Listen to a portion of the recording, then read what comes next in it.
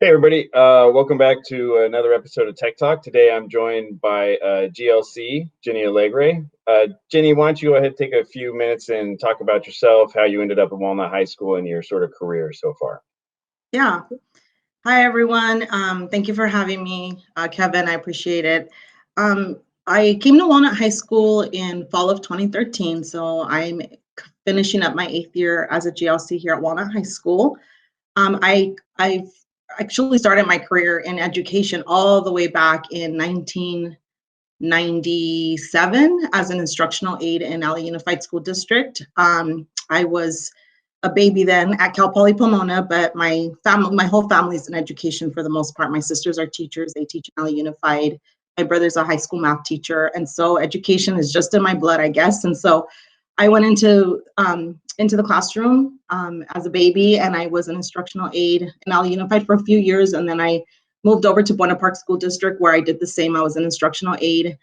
And then I went over to Valencia High School in 2000, and I started as a clerk there, a bilingual clerk, actually in the counseling department. And that's kind of where I was inspired to either be a high school teacher or a high school counselor. I had great people around me at Valencia High School that were counselors, and they actually inspired me and said, "Hey, Jenny, we think you'd be an awesome counselor. You know, when you finish up your school, we think you should maybe consider being a counselor." And so I was recruited into being the academic support specialist, intervention specialist actually was my title. And I started my counseling degree in 2008, and I was the intervention specialist. And so that's when I became a counselor. And so I was there until 2013 as their counselor, as their intervention specialist, and I work specifically with all of the at-risk students at Valencia High School. So I worked with them for 5 years, and then I came over to Walnut High School. I was the 504 coordinator. I was Jen Payton, so I was intervention counselor when I started here at Walnut for 2 years, and then I was the GLC for ADP. And so it's been an awesome ride being in education all of these years. I love working with my students. Okay, you've only been at Walnut for 8 years? Yes, I've only been at Walnut for 8 years. What? Okay, I can't. It feels like, honestly, it feels like you've been here forever. Okay, so were you the first intervention specialist? Is that, or No, so I took Sonia Nunez's place. So she was the intervention counselor before I was. okay, okay, it's all blur to me. Yeah. Like I said, I feel like this GLC kind of crew has been together for a lot longer than apparently it has in my brain. All right. Yeah. Okay, so last year, it's been a year since we, were told we're going to be gone for 5 weeks. What was that like for you, especially since you had seniors? Yeah, I mean, I think going into COVID, you know, hoping and we would return. It was hard not to be able to watch our kids graduate was really hard. I think I had a really strong bond and connection with my students, and so not being able to watch them walk across, the stage and just see them in their caps and gowns, especially my kiddos who were really they were my struggle. They were my work, the ones that I put so much time into building relationships with and getting them to the finish line.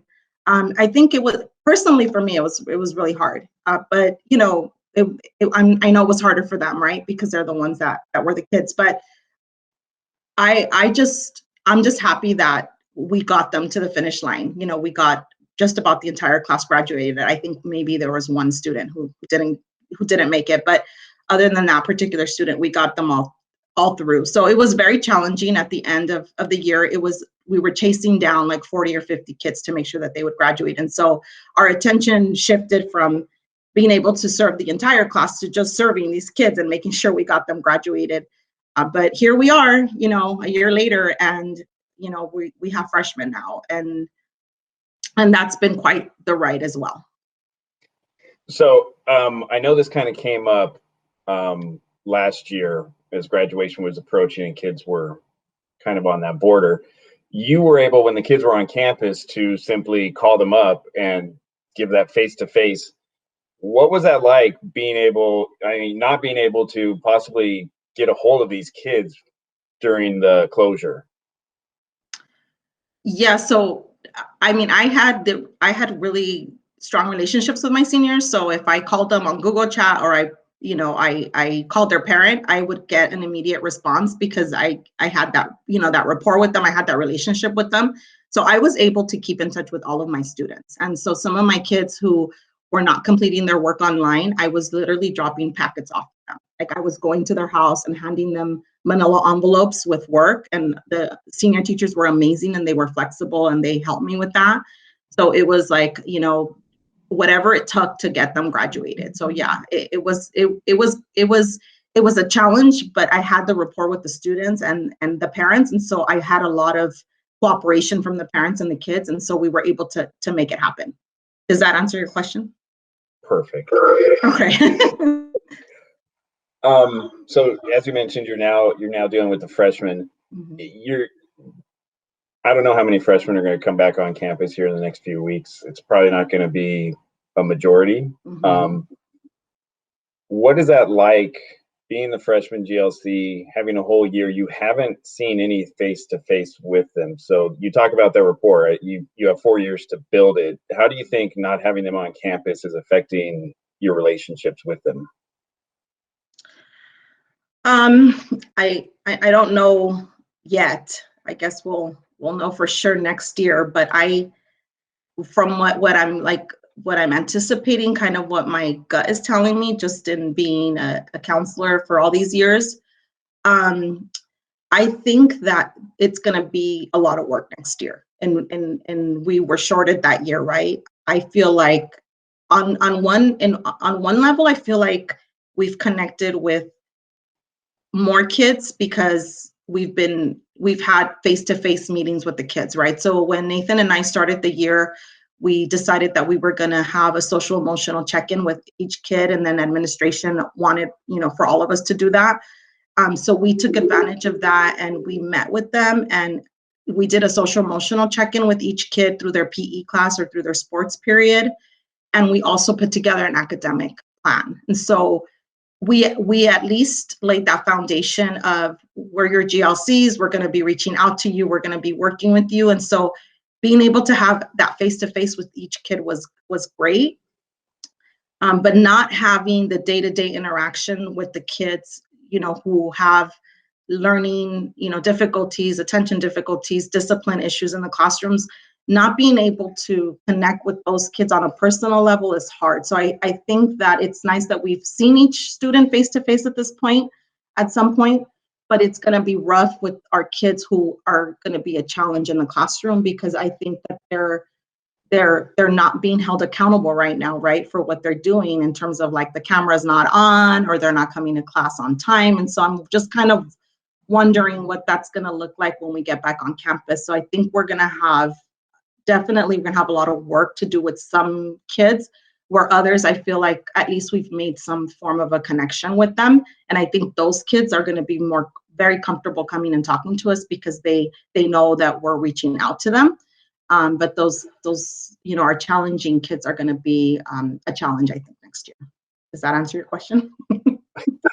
Yeah. Yeah. Okay. So you've kind of touched on it a little bit. Communication. I think it's like one of the central, parts of the GLC. You build that relationship over 4 years. Um, you mentioned before you saw them on day to day. You could pull them in, visit them, and you've kind of touched on you use Google Chat or maybe a Meet or something. What's that communication been like, when you're on campus versus what are you using now to communicate with them? Yeah. So, on campus, we would send out the green call slip and the kids would come. Now, some of them wouldn't come. So those kids, we'd have to go out into the classrooms and pull them. But it's kind of translated to the same thing. I send them a Google Chat. I tell them, hey, let's meet, after school. We try not to interrupt them during class. So a lot of our meetings have been, after school, after 12:30. And that's usually our busiest time is after school, because we're meeting with kids in the morning. We're kind of calling parents, setting up meetings, doing things behind the scenes. But there have been, cases where I send a Google chat or I send an email and I get no response from the kid. And so if it's serious enough, I do email the teachers and say, look, so-and-so, I've been trying to get them through Google chat. They're not responding. So, can you send me your link? When is a good time for me to come in and can you send us to a breakout room? And so as the year has progressed, we've done more and more of that, where we've actually gone into classrooms. The teachers have been so amazing with allowing us to go in and sending us out to a breakout room so that we can get a hold of the kids, because it's important that they know that we care and that we're going to come out, we're going to hold them accountable. Even if it's in the virtual world, we'll find a way. Yeah. COVID is, it sucks because, we haven't been on campus and we're losing some stuff there. But I do think that, talking to teachers, they see some positives coming out of it on how they've, they feel like they're a better teacher because they have more tools in their belt, so to speak. How do you think distance learning, this sort of COVID lockdown, has made you a better GLC? I think that it's forced me to explore technology in a way that I would have never explored technology if it wasn't for COVID, right? We, like, for example, with all of the Ds and Fs that we have in our class, I had to come up with something for the teachers to give me feedback if they couldn't come to our meetings. And so together with some of the GLCs, we created a form that's called the teacher distance learning feedback form, where the teachers just have to click on that Google form, and I'm sure most of them have seen it, and just answer the questions if they can't make it to our meeting. And they're very specific to distance learning. So I think that form will be something that we could probably carry forward in the future for teachers who can't come to, some of the meetings that we have with parents.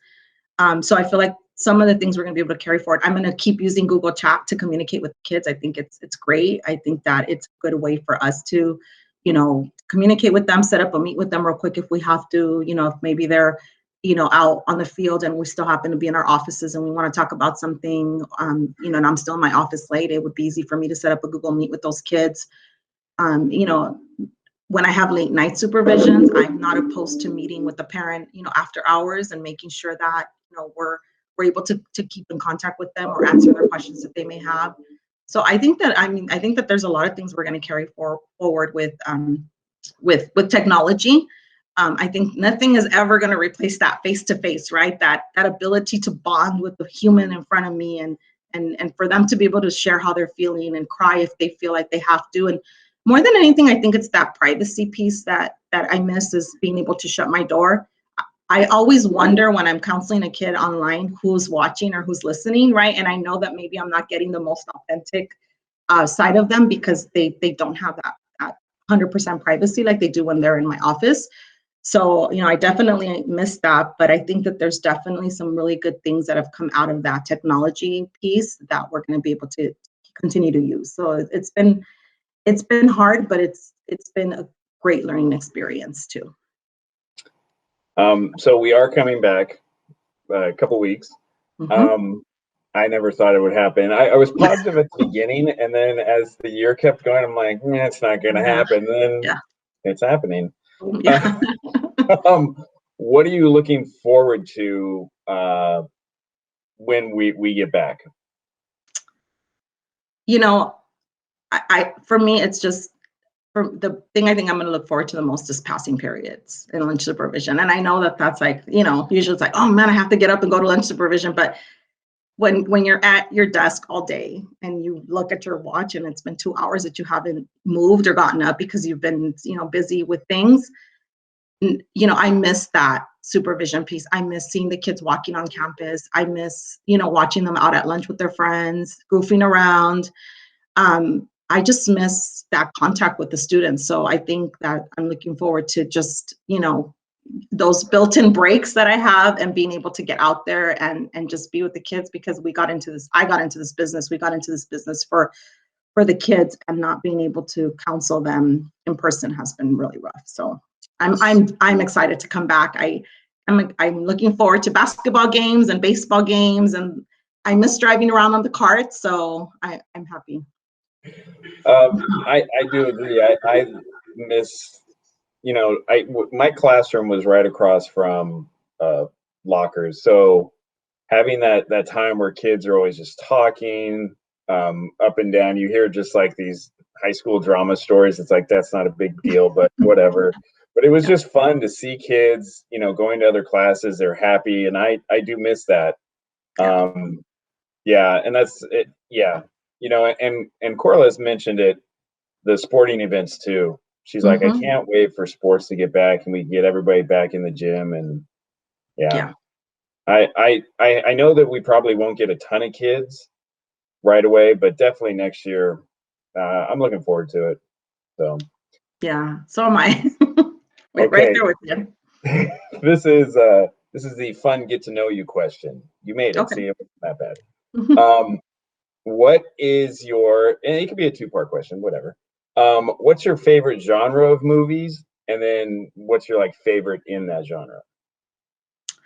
I like historical movies. Like, yeah. I like history. I think one of my favorites is probably Elizabeth. I got nothing. Yeah. Like my historical Or- movies deal with whatever Mr. Johansson would show in civics and world history. yeah. Uh, is Elizabeth, is that, I'm assuming, like Queen Elizabeth? Yes, the Queen Elizabeth movie. It's a two-part. Yeah, I'm a sucker for anything that's British. I love like British soap operas, like Downton Abbey, all of the British things that come out, Pride and Prejudice, like that's on my replay. You know, those are the things I like. So that's what I'm into. Is it the accents?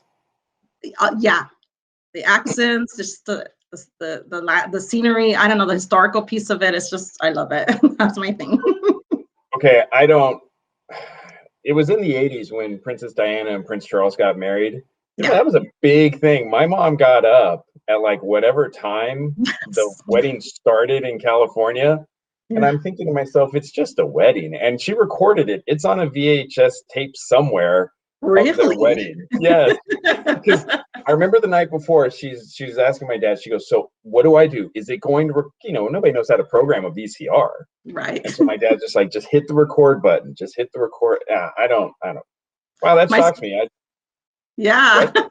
I said my sister got up and watched that. So I remember maybe that's where my love for British things started because I remember I was a little girl and I remember my sister was watching it. So that may have something to do with it. Wow, that's interesting. I would not have pegged you for that type. Wow. Well, that's why we asked the question. So Yes. figure out something new about you. Do you Yeah. and Jax ever talk? Because Jax is a huge history guy. Yeah. Jeff and I spent a lot of time talking about history. I love to listen to him. I don't have any of that knowledge because I wasn't a history major, but I love going into Jeff's office and he Yeah, the talks to Colonel, me about all that and I love it. his knowledge of history is way up there. I know that I would say Mr. Landis is probably also good with his history, Yes. but the Colonel, I mean, and the way he tells it, because Yes. when I first started, I actually taught next door to him, Hmm. and to hear him teach and he just brings it alive, like it's not like a lecture. It's like what? Like Yeah, it's like, did you know? And then he just goes from there, and you're like, wow, that is so cool. yeah, yeah. Well, that's Yeah. really cool. I did not know that. Hmm. Well, thank you for joining us, Thank and you. everybody else, thank you for watching, and we'll see you next time. See ya.